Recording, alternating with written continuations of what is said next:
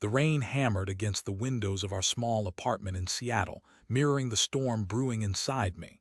I'm Barnaby, a 43-year-old software engineer, and until a few weeks ago, my life with my wife, Isolde, felt like a carefully coded program, predictable, efficient, and mostly bug-free. We'd been married for 15 years, a milestone we celebrated with a quiet dinner and a shared bottle of wine. Or so I thought she had celebrated. It started subtly. Isolde, a passionate high school history teacher, began working late more frequently. Grading papers, she'd say, her eyes flitting away from mine. I didn't suspect anything at first. Teaching is a demanding profession, and I trusted her implicitly. We've known each other since college, and I've always considered her to be the most trustworthy person in my life. But then came the phone calls. Whispered conversations in the hallway, the screen angled away from me when I entered the room. She'd abruptly end the calls, claiming it was a wrong number or a parent calling about a student. One evening, while Isolde was at a late meeting, I decided to surprise her by picking her up from school. I arrived at the empty parking lot, the building dark and silent. I called her, and her phone went straight to voicemail. A knot of unease tightened in my stomach. I drove home, telling myself she must have gone out with colleagues, but when I walked into the apartment, she wasn't there. The air hung heavy with a strange, unfamiliar perfume. Hours crawled by. I paced the floor, replaying our conversations in my head, searching for any sign, any clue I might have missed. Finally, around 11 p.m., the door creaked open and Isolde walked in, her cheeks flushed, her hair slightly disheveled. "Barnaby, what are you doing up?" she asked, her voice a little too bright. "I thought you were at a meeting," I said, trying to keep my voice steady. "It ran late," she replied, avoiding my gaze. "We went out for drinks afterward." "With who?" I pressed, the question hanging in the air between us. She hesitated for a moment, then said, "Oh, just a few of the other teachers. You don't know them." The lie was so clumsy, so transparent, that it felt like a physical blow, but I didn't confront her, not yet. I needed proof. I needed to know for sure. The next few days were torturous. I became obsessed with her phone, sneaking glances whenever she left it unattended. I even considered installing a tracking app, something I never thought I'd be capable of. The guilt gnawed at me, but the suspicion was overwhelming. Then one afternoon, she left her phone on the kitchen counter while she went to take a shower. I knew I shouldn't, but I couldn't resist. I picked it up, my hands trembling, and opened her messages. The messages were from someone named Kendrick. They were filled with intimate details, whispered promises, and blatant lies about me. My vision blurred as I scrolled through them, each message a fresh stab wound. Kendrick was a colleague of Isolde's, a younger, charismatic history teacher who had joined the faculty last year. I remembered Isolde mentioning him, praising his innovative teaching methods. Now I understood what she really meant.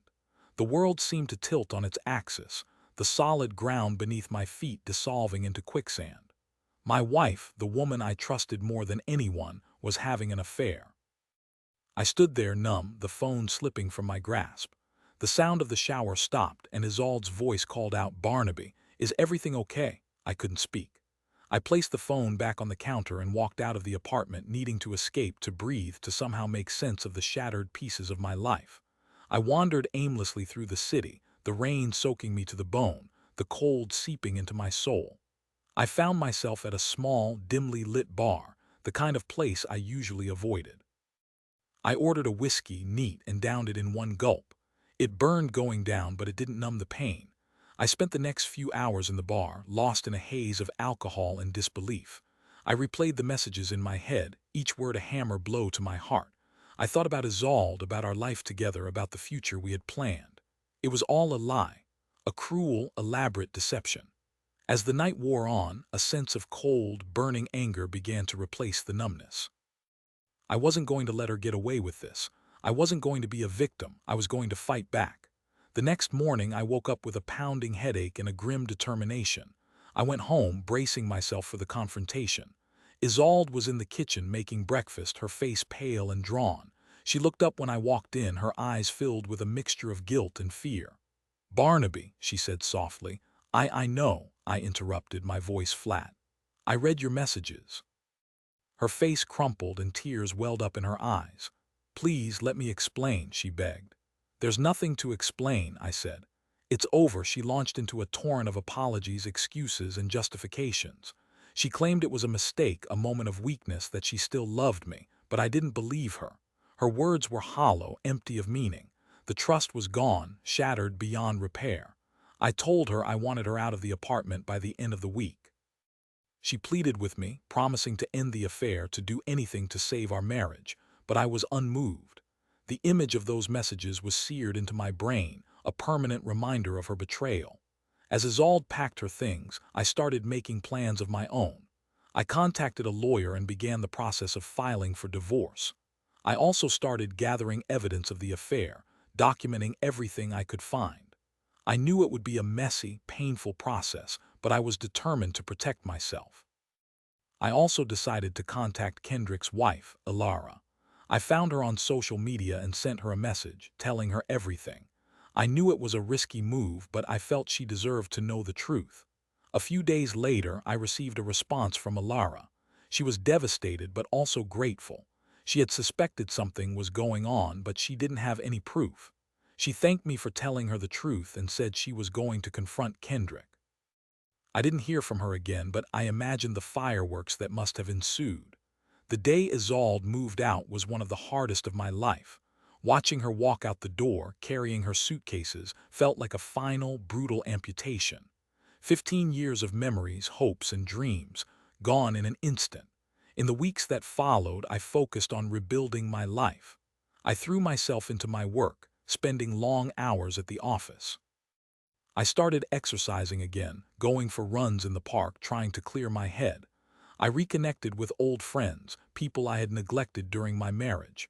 Slowly, gradually, the pain began to subside. The divorce was finalized a few months later. Isolde received a fraction of what she would have gotten if I hadn't had the evidence of her affair. She ended up moving out of state, disgraced and alone.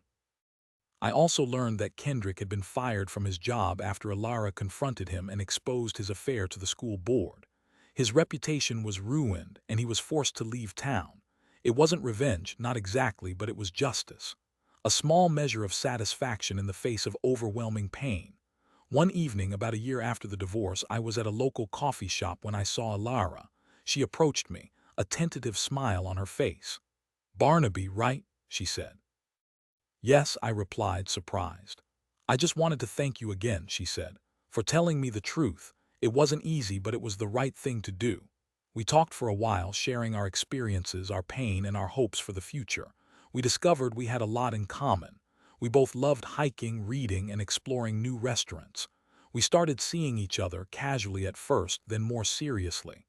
Elara was kind, intelligent, and compassionate. She understood what I had been through, and she helped me heal. 2 years later, Elara and I got married.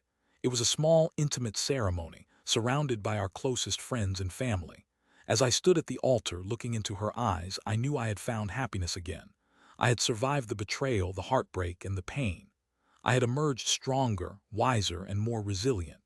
Isolde's affair had shattered my world, but it had also opened the door to a new, unexpected chapter in my life. A chapter filled with love, trust, and genuine happiness. I don't think about Isolde too often anymore, but when I do, I feel a strange mixture of pity and gratitude. Pity for the choices she made and gratitude for the lessons I learned. Life is unpredictable, messy, and often unfair, but it is also full of possibilities. Even in the darkest of times, there is always hope.